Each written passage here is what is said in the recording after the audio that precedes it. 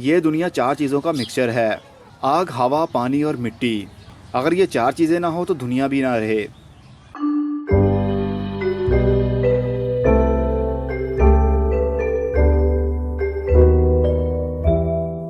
अस्सलामुअलैकुम मेरे दोस्तों, सज्जनों और बेलियों। मैं हूँ इजहार अहमद और वेलकम करता हूँ आपको किचन गार्डनिंग चैनल पर। और उम्मीद भी रखता हूँ कि आप सब लोग खैरियत से होंगे, फिट फाट होंगे, अच्छे अच्छे से कामों में खूब अच्छे से बिजी होंगे। आज मैं अपने टेरेस की सफाई कर रहा था। बहुत सारा गंद निकला मेरे टेरेस में से। तो मैंने सोचा क्यों ना आप लोगों के साथ भी शेयर करूं कि जब मैं सफाई करता हूं तो उस मिट्टी को जो गंद बचता है उसका मैं क्या करता हूं। मेरा कोई प्लान नहीं था वीडियो बनाने का, लेकिन आप लोगों के साथ शेयर करना बहुत ज़रूरी होता है क्योंकि मुझे फॉलो करने वाले बहुत लोग हैं। और मुझे फॉलो करने से अगर ये दुनिया बचती है, इस दुनिया का कोई फ़ायदा होता है तो बहुत ही अच्छी बात होगी। अभी मैंने सारे यहाँ से गमलों को उठाकर सफाई की, सारी मिट्टी बाहर निकाली, लेकिन जो बहुत बड़े पोट थे उनको मैं नहीं उठा पाया। छोटे छोटे पोट्स को उठाया, नीचे से मिट्टी को सारे साइड पर किया और यहाँ पर लाकर एक ढेर सा बना दिया। इस ढेर के अंदर टहनियाँ भी हैं, इस ढेर के अंदर पत्थर के टुकड़े भी हैं, इसके अंदर मिट्टी भी है और इसके अंदर टैग्स भी हैं। कभी कभी मैं ये सारा मटेरियल जो वेस्ट है हमारा, ये सभी का सभी यूज़ करता हूँ अपनी इस क्यारी के अंदर।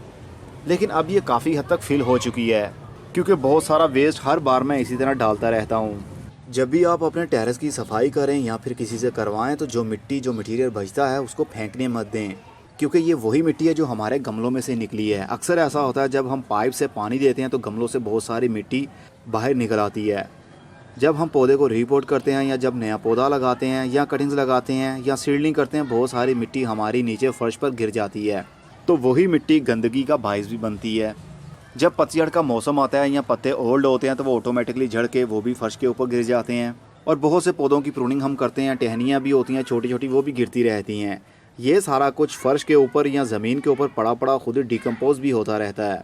वो इस तरह जैसे ये ड्राई लीव आपको दिख रहे हैं, बहुत सारे नाजुक पौधे भी होते हैं, बीच में नाजुक पत्ते भी होते हैं जो बारीक होते हैं, जो 1 या 2 दिन की धूप लगने की वजह से कड़क हो जाते हैं और पानी लगने की वजह से वो पाउडर सा बनने लगते हैं। तो वो सब कुछ इस मिट्टी के अंदर मौजूद होता है। हमने कोकोपीट यूज़ की होती है तो कोकोपीट भी गिर जाती है ज़मीन पर, कंपोस्ट भी गिरती है। और दूसरी खाद या कोई हम पेस्टिसाइड का या फर्टिलाइज़र का स्प्रे करते हैं पौधों के ऊपर तो जाहिर सी बात है वो स्प्रे ज़मीन के ऊपर भी गिर जाता है, तो वो इस मिट्टी के अंदर मिक्स हो जाता है। ये सभी कुछ इस गंद के अंदर मौजूद है। ये आपकी खाद है जिस तरह कंपोस्ट होती है। अपने घर को, अपने टेरेस को साफ़ रखिए और जैसे ही गंद बचता है उसको छान लें। ज़्यादा मुश्किल में नहीं डालूंगा आपको, जितना भी मोटा मोटा सा वेस्ट हो उसको निकाल दीजिए, चाहे टहनियाँ हों चाहे पत्ते हों। लेकिन अगर बारीक टहनियाँ और पत्ते रह भी जाएं तो भी कोई घबराने की बात नहीं है। वो बड़ी क्यारी के अंदर आप यूज़ कर सकते हैं या बड़े गमले के अंदर यूज़ कर सकते हैं। अगर इस तरह के बड़े गमले आपके पास मौजूद हैं, उसकी मिट्टी को थोड़ा सा निकालिए और दूसरी मिट्टी ऐड कर दीजिए जो हमारे पास बच रही है। अगर क्यारी बड़ी है या ज़मीन है आपके पास तो गड्ढा खोदिए, सारा वेस्ट उसी के अंदर डाल दीजिए। ये खाद का ही काम करेगा, आपके पौधे की रूट्स को मिलता रहेगा।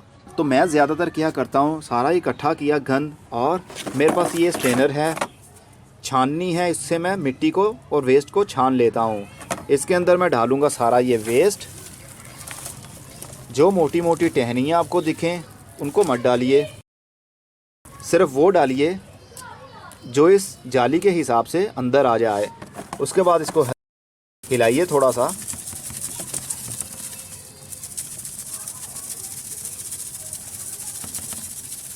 और ये हमारा फाइन मटेरियल हमारे पास आ चुका है, जिसके अंदर बारीक बारीक से पत्ते भी हैं, कोकोपीट भी है, फर्टिलाइज़र का स्प्रे का असर भी होगा, पेस्टिसाइड स्प्रे का असर भी होगा।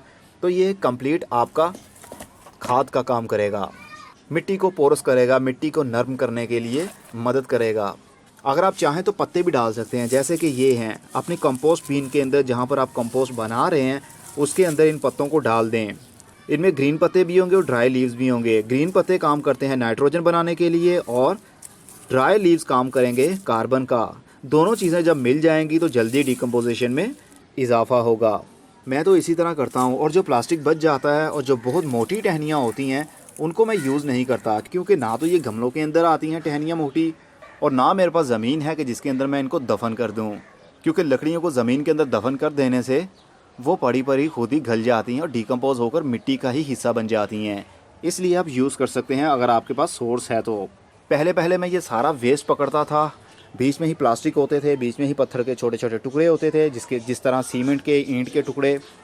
क्योंकि अक्सर जो हम गमलों के नीचे ड्रेनेज होल को कवर करने के लिए ठीकरी रखते हैं, पत्थर रखते हैं, तो वो भी बाज़-औक़ात यहाँ पर गिर जाते हैं। क्योंकि जब हम पौधों को शिफ्ट करते हैं या रीपोर्ट करते हैं तो बहुत सारा मटेरियल हम वैसे ही फेंक देते हैं बाहर ही। तो वो सब कुछ जाता था मेरी इस क्यारी के अंदर। इस क्यारी के अंदर बहुत कुछ मौजूद है। इवन के जो हम अंडे खाते हैं उनके छिलके भी इसी के अंदर ही आते हैं।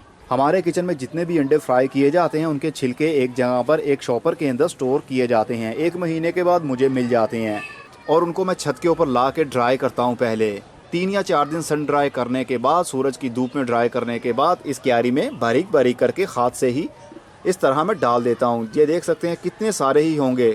मिट्टी के ऊपर बहुत सारे ऐसे शेल्स मैं फेंक देता हूँ और बाद में गुड़ाई कर देता हूँ और वही कैल्शियम का सोर्स बनते हैं। केले के छिलके हों, माल्टे के छिलके हों, सभी को ड्राई करने के बाद मैं इसमें फेंक देता हूँ, जो कि पड़े पड़े खुद ही गलना शुरू हो जाते हैं और उसके बाद मिट्टी का ही हिस्सा बन जाते हैं। तो आप भी अपने वेस्ट को, किचन वेस्ट को भी इस तरह ना फेंका करें। किचन वेस्ट में बहुत सारी चीज़ें होती हैं जो आप यूज़ कर सकते हैं अपने गार्डन में। लेकिन इस वक्त मैं कर रहा था सफाई, तो मैंने सोचा आप लोगों के साथ शेयर करना बहुत ही ज़रूरी है। मिट्टी की कदर को समझना बहुत मुश्किल है। अगर हमारे पास ये मिट्टी ना होती तो हमारी ज़मीन ना होती, और अगर ज़मीन ना होती तो पौधे भी ना होते। ये दुनिया 4 चीज़ों का मिक्सचर है, आग, हवा, पानी और मिट्टी। अगर ये 4 चीज़ें ना हो तो दुनिया भी ना रहे। इसलिए पानी की भी कदर कीजिए और मिट्टी की भी।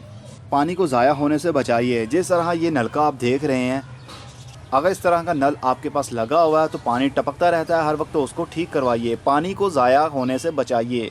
पानी को ज़ाया होने से सिर्फ आप नहीं बचा रहे बल्कि आप अपनी दुनिया के लिए काम कर रहे हैं। खुद भी अच्छे काम करते रहें और दूसरों को भी उसकी सलाह देते रहें। अब मैं चलता हूँ। खुदा हाफिज़, goodbye, see you and tata, और अपना बहुत सा ख्याल रखिएगा।